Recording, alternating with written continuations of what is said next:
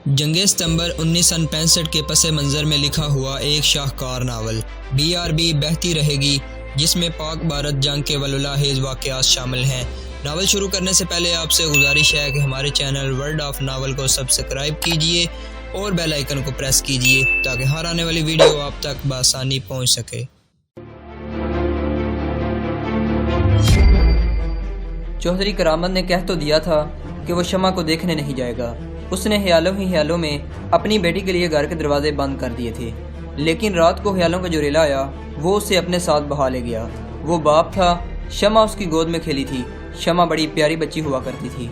चौधरी करामत दिन भर का थका मांदा शाम को घर आकर लेटता तो ये बच्ची उसके पेट पर कूदा करती थी। चौधरी करामत को उस बच्ची के साथ कुछ ज्यादा ही प्यार था। वो इस बच्ची की हर जिद और हर फरमाइश पूरी किया करता था और इसकी मासूम सी शरारतों पर कह के लगाया करता था।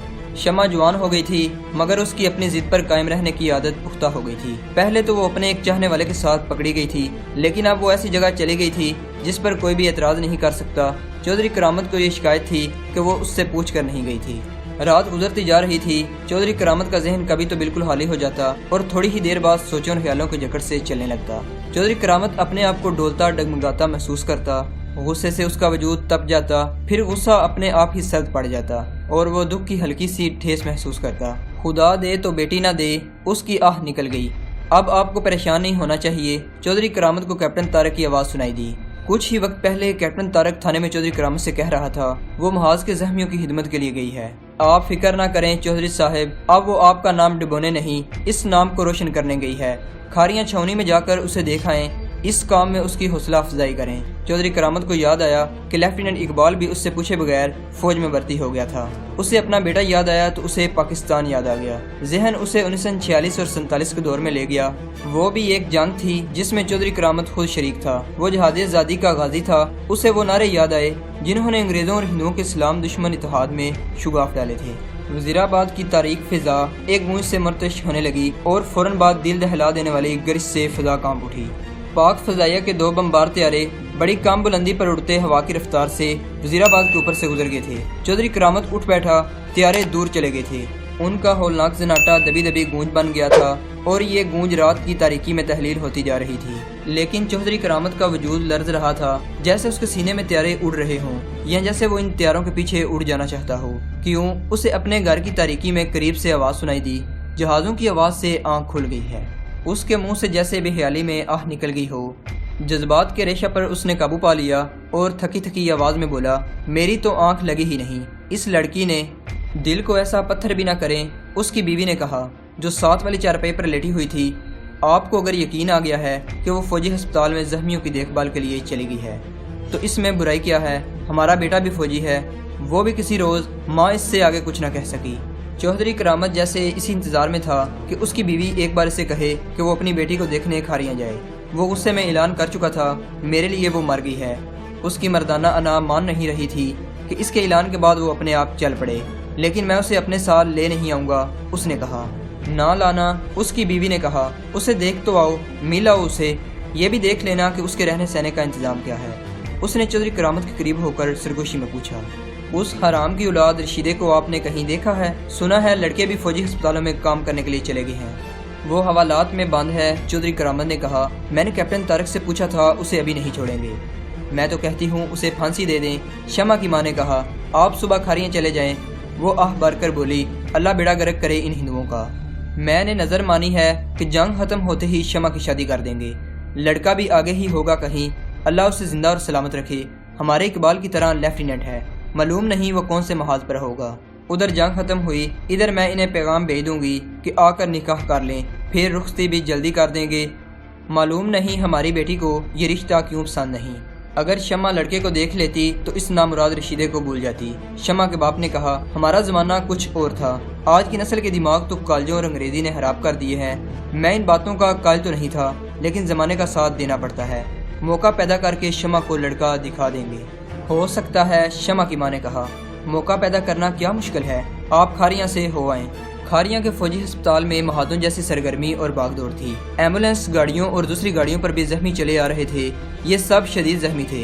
ये चुवांडा और सियालकोट के महाजों से आ रहे थे। असल जंग तो चुवांडा के महाज पर लड़ी जा रही थी, जहां दुश्मन ने अपनी पूरी की पूरी बख्तर बंद कुव्वत झोंक दी थी।